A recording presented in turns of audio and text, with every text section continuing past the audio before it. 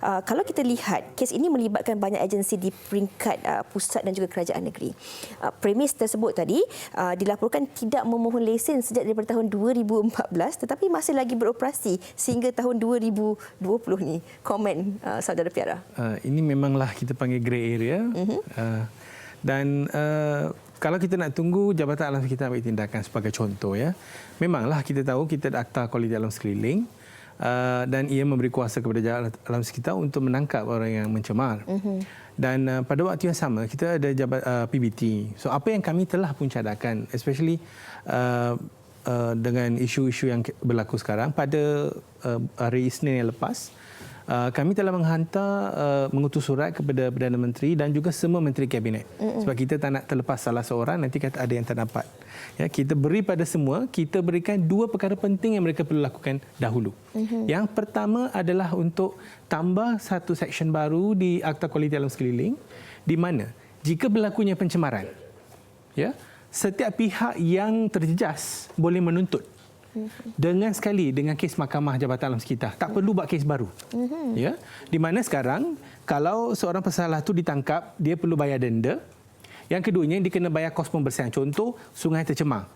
Jabatan Alam Sekitar atau luas mengeluarkan duit untuk membersihkan sungai. Itu kita boleh tuntut di bawah Akta Kualiti Alam Sekeliling.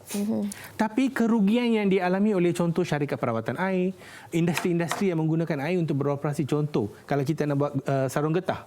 Ya, sekarang memang hot cake, ya. Kita perlukan sarung getah sebab COVID. Dan kalau mereka tak dapat beroperasi, ia mengganggu. So mereka semua ni sebenarnya boleh tuntut.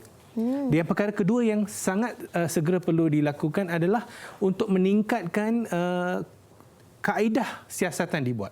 Sebab kita lihat contoh di Kim tadi, ya, orang yang ditangkap adalah pemandu lori dengan jaga, tak masuk akal. Siapa dalang di belakang? Ya. So mungkin sebab itu baru-baru ini ada unit khas ditubuhkan dengan kerjasama pihak tentera dan polis. Dan ini dapat membantu kita bertukar dari siasatan berpandukan alam sekitar kepada jenayah juga. So bila kita nak tangkap orang di belakang tu, kita perlukan kepakaran yang lebih. Penguatkuasaan. Yes. So dalam konteks ini juga, untuk jangka masa panjang, kita meminta PM untuk melihat kepada Jabatan Alam Sekitar untuk membangunkan satu sistem pangkalan data di mana kita lihat kemasukan bahan kimia, sumber dihasilkan atau kita import, sehingga kita gunakan hasil sampingan, semuanya kita rekod. Siapa-siapa yang beli, kita ada dalam rekod. So, kalau yang haram nak pakai pun, dia kena masuk rekod. So, dalam rekod tu dia tadi, ini bukan syarikat yang berlesen, yang berdaftar. So, kita boleh tangkap.